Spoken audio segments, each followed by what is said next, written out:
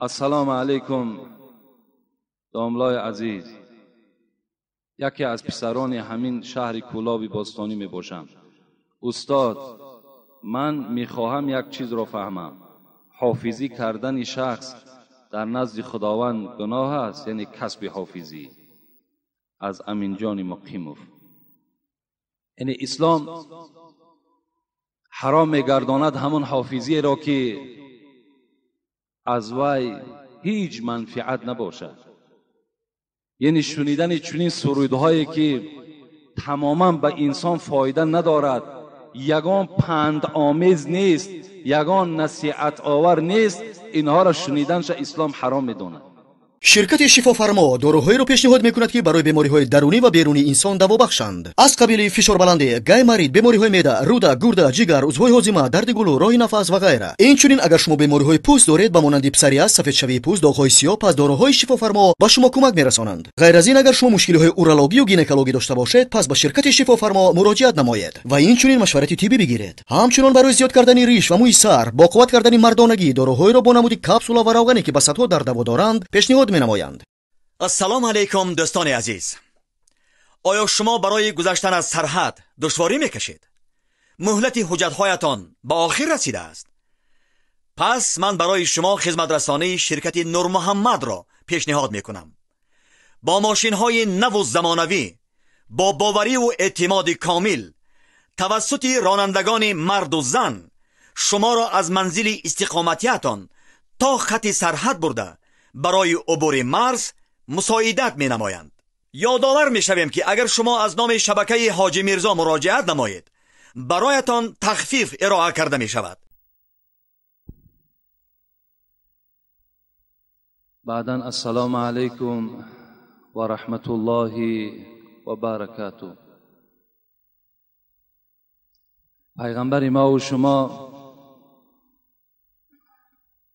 که حدیث متفق علیه است و لفظ بخاری هم هست که راوی این حدیث حضرت ابو هریره هست. میگوید نعمتان مغبون فیهما کثیر من الناس. رسول اکرم میگوید دو نعمتی هست که در بین بندگان خدا که بندگان خدا در این دو نعمت بسیار فریب میخورند. که رسول اکرم گفتند این نعمت ها کدام است؟ الامن والعافیه.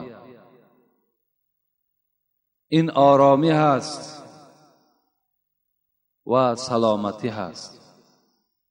در بعض حدیث فراغت هم آمده است، یعنی بیکاری هم آمدگی هست. از این خاطر یک جایه با شما دعا میکنیم که خدای مهربان در این دو نعمت ما و شما فریب نخوریم، بلکه به قدر این دو نعمت ما و شما برسیم که گفتیم یکی از آنها این تنصیحتی هست: اللهم عافنا فی بدننا، اللهم عافنا فی بصرنا، اللهم عافنا فی سمعنا. پروردگارا صحت و سلامت نگه بدار بدنهای ما را. خدایا از جمیع جراحت، از جمیع زخم و زنگال این بدنهای ما را نگه بدار. و خدای مهربان، بینایی هم چه نعمت بزرگی هست. تا دم آخر بینایی ما را از ما جدا مگردان. خدایا شنوایی ما را هم از ما جدا مگردان. اللهم انا نعوذ بك من البرص والجنون والجذام و من سیء الاسقام. خدای مهربان، درد دهنده خودت هستی، شفا دهنده هم خودت هستی. بیماری هایی که داریم شفای کامل و شفای عاجل خدا نصیبشان بگردان. و خدایا به سوی تو از کسل پیسی، از کسل دیوانگی و از هر گونه زخمهای بد خدایا پناه طلب میکنیم. و خدایا آرامی هم که چی نعمت بزرگی هست که این سبب جمع شدن ما و شما، این مسجدهای کشاده، این صدای الله اکبری که با این میکروفون ها داده می شود، همه این سببش آرامی هست. خدایا این آرامی ها را برقرار و بردوام در این جمهوری ما نگه بدار. خدایا هر دشمنی که میخواهد که ناآرامی در این وطن ما اندازد، خدایا در نقشه خودش را مبدل بگردان. و خدایا ملت اسلام را، دین اسلام را بالای همه ادیان خدایا پر قوت و پر عزت نگه بدار. و خدایا صف مسلمان ها را در روی دنیا زیاده بگردان و دین اسلام را پروردگار را بالای همه دینهای منسوخ شده غالب و استوار نگه بدار. و خدایا رهبریت که بالای سر ما و شماست، توفیقشان خدایا رفیق بگردانی، عمر دراز و تن صحت خدا نصیبشان بگرداند. و این تاجیکستان ما را خدایا در بین همه دولت ها، چه از جهت فرهنگ و چه از جهت دینداری و چه از جهت اقتصاد خدایا شهرتمند بگردانی. ربنا آتنا فی الدنیا حسنه و فی الاخره حسنه و قنا عذاب النار برحمتک یا ارحم الراحمین. جمعه پیشین موعظه‌ای که داشتیم از سوال و جواب عبارت بود و البته چند جمعه‌ای که به سوال و جوابها به موضوعهای حقوق شوهرها و حقوق زنها ما و شما که آماده بودیم، سوالهای خیلی زیاد به ما فرستادن و ما یک قسمتی او را جواب گفتیم. الحمدلله امروز هم از همان سوالها باز یک قسمتش نزد من است، جواب میگویم. و جمعه آینده خدا خواسته باشد در باب فضیلت نماز با شما صحبت میکنیم که البته میفهمیم که نماز در اسلام چه اهمیت دارد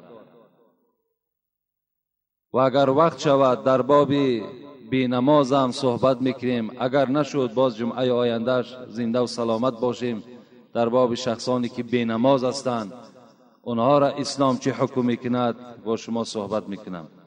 بسم الله الرحمن الرحیم. السلام علیکم داملای عزیز. آیا افیان برای خنکی زدگی خوردن درست است یا نه؟ البته یعنی افیان از روی دستورات اسلامی این حرام است. خوردن افیان، استفاده بردن افیان این حرام است. چگونه که به شما حدیث گفته بودیم ان الله لم یجعل شفاءکم فيما حرم علیکم، که پیغمبر خدا گفته بوده است که خداوند در آن چیزی که خدا او را حرام گردانیدگی است شفای شما در او موجود نیست.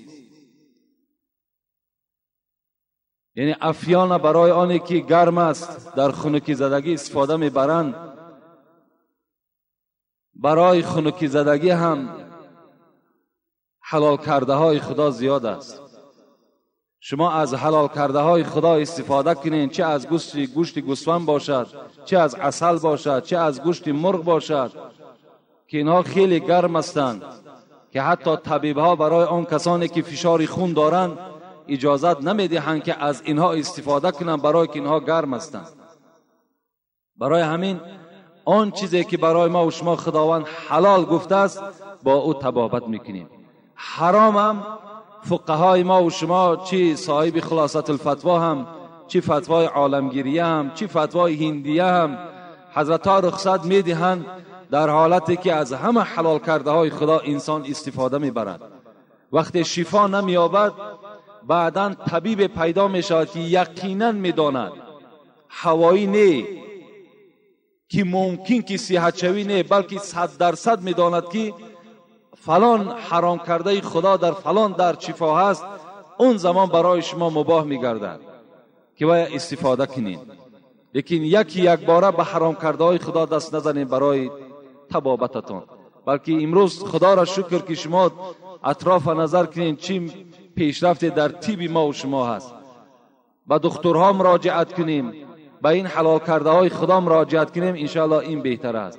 از جمیع این گوشت های حرام و از این نوشاکی های حرامی که هستند از اینا اجتناب کنید، این برای شما بهتر است. اگر شما افیانه یک بار یا دو بار اگر استفاده کنین، وقتی طبیعت اگر عادتی و گیرد شما الک افیونی میشوین، دیگر دائم لازم میشود که شما دیگر افیانه استفاده برید.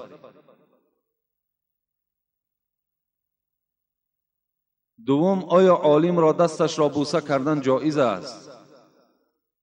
در رد المختار که خیلی فتوای با نفوذ است از مذهب ابو حنیفه، ابن عابدین صاحب این رد المختار علی در المختار است.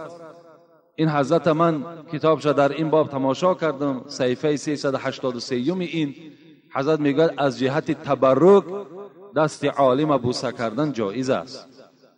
دست عالم باشد میگه، لیکن با عمل باشد، حقیقت گو باشد. دست عالمی که نامش عالم باشد لیکن خیانتی در اسلام میکند، دست وی بوسه کردن جایز نیست. حتی وی زیارتش درست نیست. بوسه کردن یک طرف.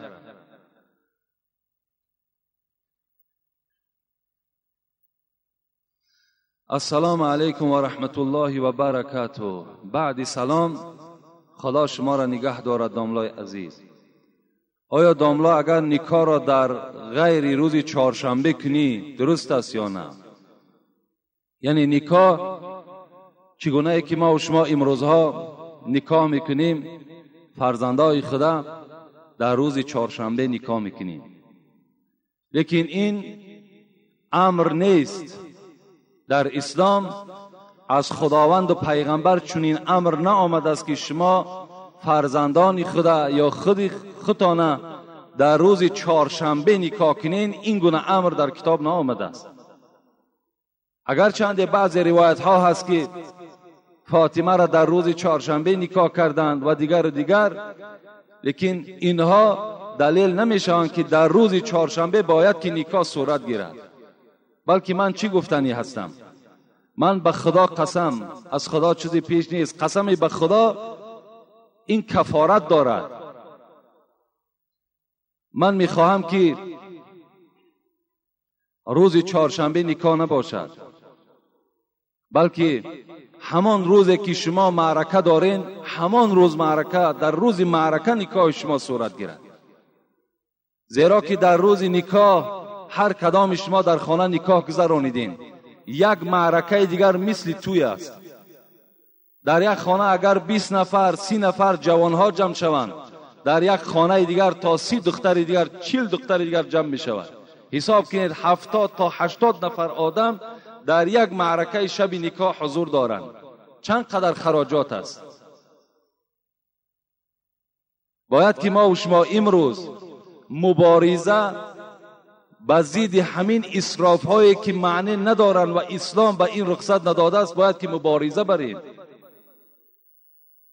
من میدانم که پدرها میخواهم، برادرها میخواهند، لیکن شاید که مادرها و دخترها نخواهند، یا شاید عکس این باشد. باید یک جایه شوند و باید مبارزه با این خراجات های بی معنی کنند.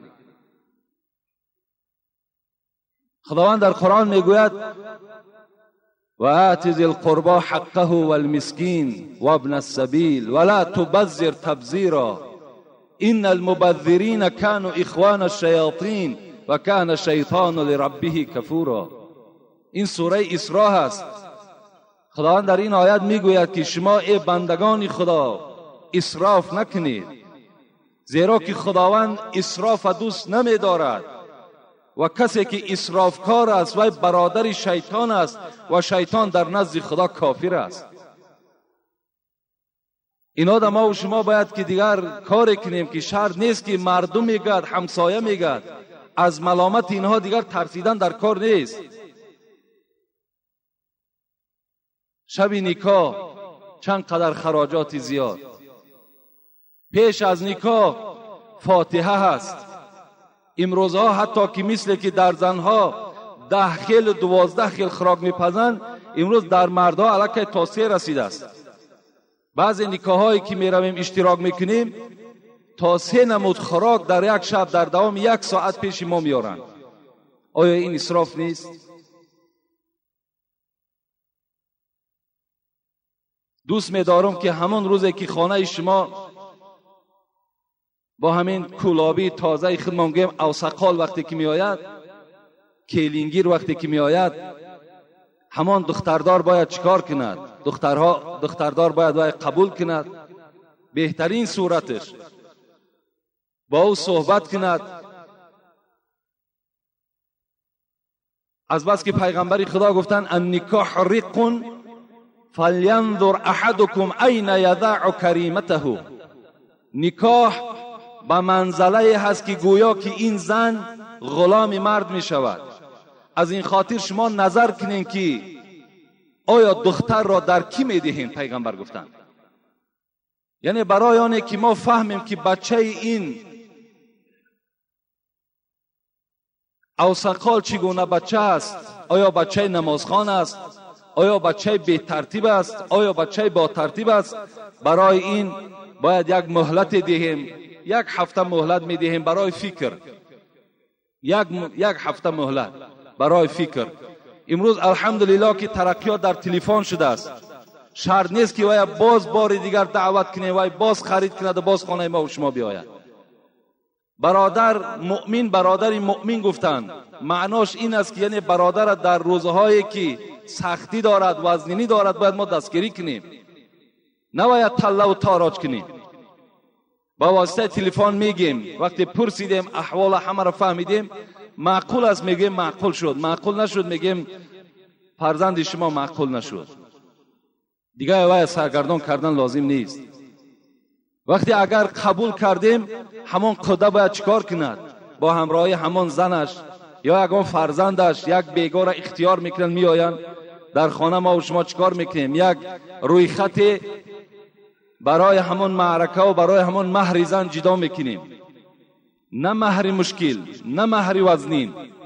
حتی یک جوان میگوید که وقتی ما خانه یک دختر را بسیار مادرم دوست میداشت اختیار کردیم تا که از اون خانه اون دختر را کیلین گیریم. وقتی خانه دختردار رفتیم گفت که همون $200 توی همون حافظها میشید است، همون پول حافظها را بتین. این خیال در گردن اونها بار کردن در کار نیست.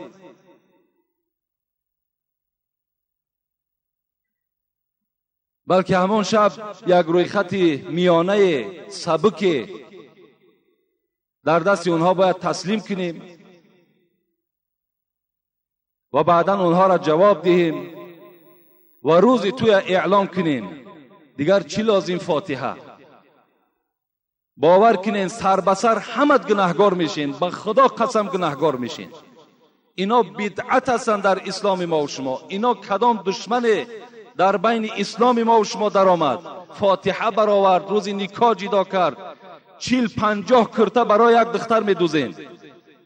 وای دیگر یگان اندازه اون دختر تغییر نمی‌یابد. همه اون یک رزمیر است. برای خودتان یک 30 دانه کرته را یک رزمیر بخرین، سال دیگر پوشیدش میتونین؟ نمیتونین. 20 روی مال، 30 روی مال در یک بند کشال کردگی هستند. اینا چی در کار هستند؟ اینقدر اسراف برای کی در کار است؟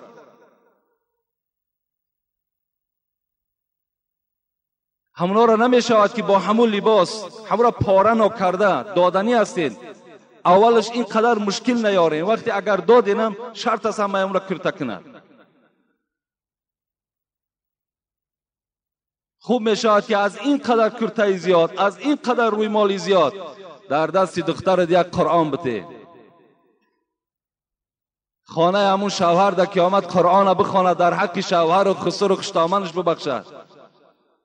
در اون خانه نماز خواند، در اون خانه یک آداب اسلامی در رعایت کند. کرته بسیاری را چیکارش میکنی؟ وقتی او آداب نداشته باشد، ولی وقتی که تمیز ندارد،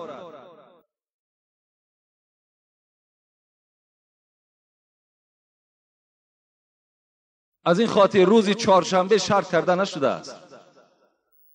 همان روز معرکه می توانید شما جدا کنید یک وقت معینی را تا که در همان روز نکاح را انجام دهیم. با همون یک دیگه که برای مردم طعام پختین می توانید که هم نکاح را در همونجا گذرانید و هم معرکه همون تویتان گذرانید. در نکاح ها من الحال نکاح ها نمیرم. بسیاری بچه ها شاید بدانند، میان بر من خبر میدن نکاح، من میگم نمیرم نکاح. برای چی؟ باور کنیم با همین نزدیکی در یک نکاح رفتم اشتراک کردم، نزدیکم قدر نگذشته است. من دائم نکاح روپرو است، یعنی شوهر در پیش عروس برده میگذارم و در بین موعظه میکنم، حق شوهر و حق زن خبر میتم و بعد اون نکاح میکنم. این بهترین صورت نکاح انا همین است. وقتی نزد اونها رفتیم باور کن قریب 30 نفر دختر در اطراف یک دختر جمع شدگی هستند. من فهمیدم که بهترین نکاح همان نکاحی هست که به آسانی به سبکی انجام یابد، مهر کم داشته باشد. خواهر عزیز در حال همون نفس خطه به همین جوان ببخش، ان شاء الله بختی تو سفید می شود. وقتی از او طلب کردم، همان دوگانه های بی حیایی که نه روی مال دارند نه پیشی بری بسته دارند، باور کنین امو منظره را دیدن در آدم گویا که یک دوزخ دیده است.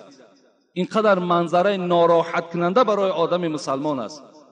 از زیر کش امو قپیدن تا اگر 300 سامانی نمیتین ایحا نمیگن. 300 سامانی. این دوگانه ها من نمیدانم که مادری او هستند، پدری او هستند، تربیت کننده او هستند که اینقدر سوم طلب میکنن. اونا از کجا حق دارن؟ اونا یک سوم حرام میکنن. یک سوم. اونا چه حق دارن که در بدل بخشیدن همون دختر 50 سامان یا 100 سامان یا 300 سامان طلب میکنن؟ چرا اونا طلب میکنن؟ من مادرشو فریاد کردم. در اونجا مادرها نشستگی بودن، کمپیرها نشستگی بودن. گفتم ای مادران، فرزندای شما هستند، نمیشه که اینا رو نصیحت کنین که پیش از آن که 300 سامان میگیرد وای روی مالش در سرش اندازد، گردنش محکم کند. برعکس در اینجا آمده شوی دراز مثال خنده و مگنیتوفون بلند نماند. آخه این از همون منظره هایی که در نکاح ما و شما انجام می‌یابد. پدرای عزیز، برادرای مهربان، همه شما اولا شکرانه کنین که در خانه شما نکاح می شود و بعدا پیش از نکاح همون دختر را شنانین و بفهمانین که همون زمانی که ملا میگوید همون زمان ببخش که دخترم تو نیکبخت میشوی. و این دوگانه هایی که در اطراف تو هستن ها در یک کنج خانه میشینن، شرط نیست 20 دختر آوردن. اینقدر اسراف، اینقدر بی‌معنی ها در معرکه ما و شما هستند. اینا را شما میتوانین، هر یک پدر و مادر میتواند که همین ها را جابجا کنند.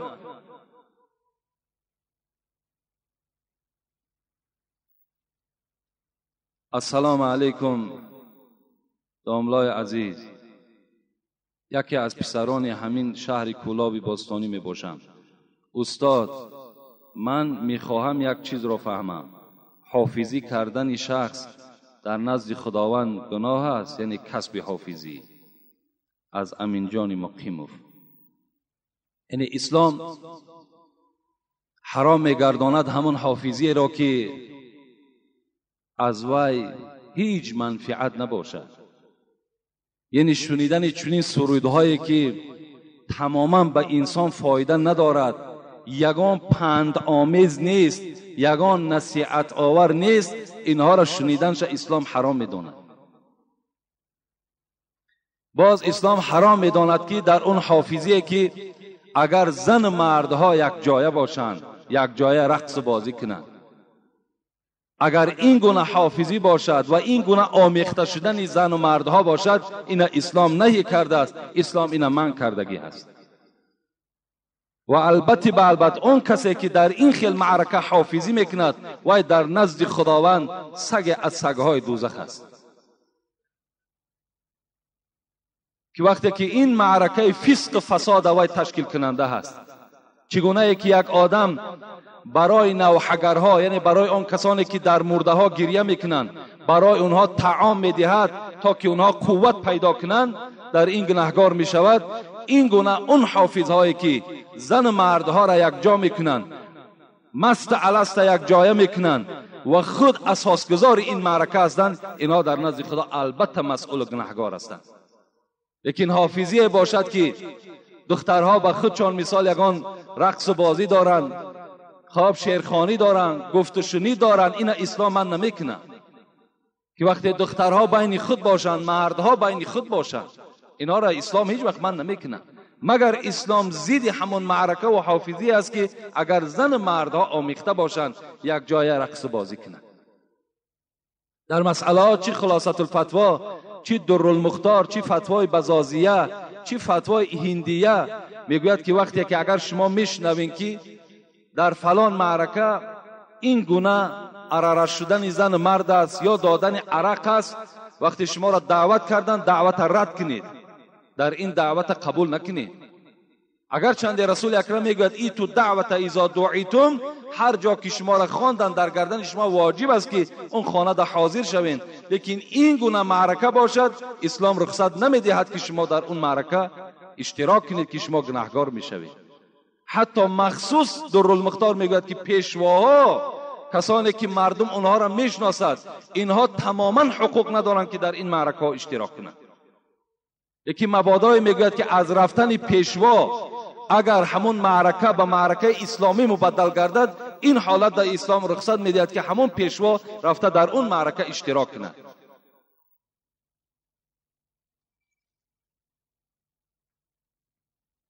السلام علیکم داملای عزیز و مهربان. خدا شما را علمتان را زیاده گرداند که از پند و نصیحت های شما خیلی بهبودی در حیات من و رفیقانم و زن و خواهرانمان پیدا شده است. ما در غایبی در حق شما دعای خیر میکنیم. کلا با شما آباد است. آیا خون کافر را بر بدن مسلمان بیمار ریختن جایز است یا نه؟ یعنی مولانا مفتی محمد شفیع در فتوای محمودی این مسئله را میارد که اگر علاجش باشد خون مسلمان در خون کافر در مسلمان نریزیم، اگر علاجش باشد. لیکن اگر علاج نباشد و غیر همون خون کافر دیگر هیچ خونی نیست که مثال در همین بیماری مسلمان مثال ریزن، این حالت دا می توانید که شما همون خون کافر را آورده در بدن مسلمان بریزید. اگر علاجش باشد چیکار کردن در کار؟ پرهیز کردن در کار، استفاده کردن در کار نیست. انگشتری آهن برای مرد و زن درست است یا نه؟ اگر انگشتری از طلا باشد، از آهن باشد، از میس باشد، اینها برای مرد استفادهش حرام است. برای مرد انداختن انگشتری طلا یا گردنبند طلا یا ساعت طلا یا انگشتری که از آهن است یا از میس است، اینها را حرام است در اسلام انداختن اینها. در این باب هم حدیث های پیغمبر وجود دارد. صاحب فتوای درالمختار میگد که مگر اجازت است برای مرد اینکه انگشتری از نقره استفاده کند، لیکن همین انگشتری نقره را عکس انداختن انگشتری زنها استفاده کند. مثل که میگوید زنها نگینه را از قسم بالا میگذارند، باید مردی که انگشتری می اندازد نگینش از قسم کف باشد، این از قسم پایان باشد که زینت نداشته باشد، و باید که در دست چپ باشد و در همین انگشتی که این خنصیر میگویند انا همین انگشت خوردیده باشد. و حتی بیچاره مجتهدای ما و شما، فقیهای ما و شما گفتن که از 4 گرم و 860 میلی گرم دیگر یعنی کلان نباشد، یعنی چله های بسیار کلان مثال بدوایمه نباشد، همون نقره هم که باشد 4 گرم و 860 میلی گرم وزن داشته باشد. اگر علاجش باشد استفاده نکنین، لیکن بسیار اگر که دوست داشته باشین می توانین از همون چله نقرگی شما استفاده کنین.